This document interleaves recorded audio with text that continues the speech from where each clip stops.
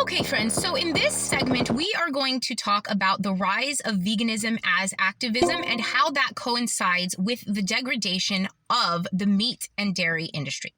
As I've mentioned before, the term vegan was not really that popular when I was young, and I was born in 1980.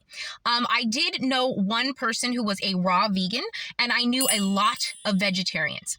At this point, veganism as activism was not a thing because the meat and dairy and fish industry was not yet corrupted.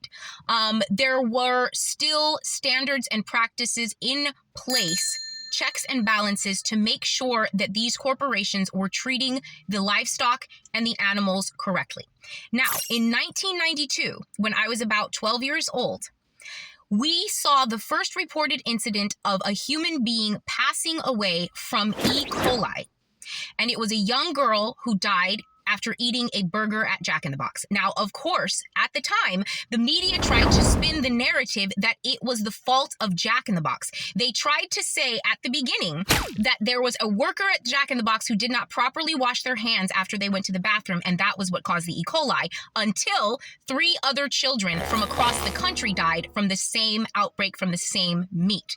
They had to then admit that it was the meat that was at fault. Now, that was the first time that the United States public became privy to what was going on behind the scenes in these corporations. They had started to cut corners.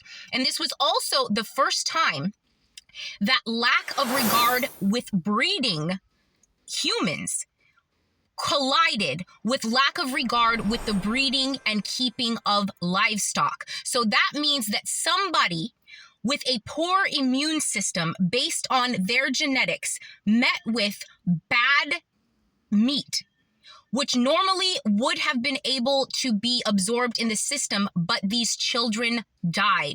And this is when we also started seeing kids who were going full-on anaphylactic over peanuts and things. And this is when we realized that the whole of the production industry, when it came to food, was at an impasse. And they could go either way, way down, or they could grow. And this is when vegans as activists started to activate. And unfortunately, things have just got considerably worse. And I didn't mention fish in my last segment because fish are not able to hang out with people as in a domesticated way. However, farm-raised fish is treated just as poorly as chickens. And now we are at a point in 2026 when you can just Google or go on YouTube and you can see videos of how horrendously these animals are being treated. And this needs to stop. Like I said before, veganism at an extreme is a response to an extreme evil. And we as a people need to make sure that everybody, not just extreme activists, are paying attention to this because you are what you eat. In a perfect world, you would be looking your meat in the eye, thanking it for its service, and being there when it is slaughtered, at least so that you can get the freshest meat possible. If you can't do that, definitely do not exist in a world where you allow somebody to feed you the flesh of a complex mammal who has not been slaughtered properly. It's not kosher. There are a group of people on this planet, Orthodox Jews and other different types of people, Muslims, all types of religions will only eat food in general that has been prepared in a certain way and meat that has been slaughtered in a certain way. This is something that should be universal across the planet. And it was before, and it will be again. Okay, thank you.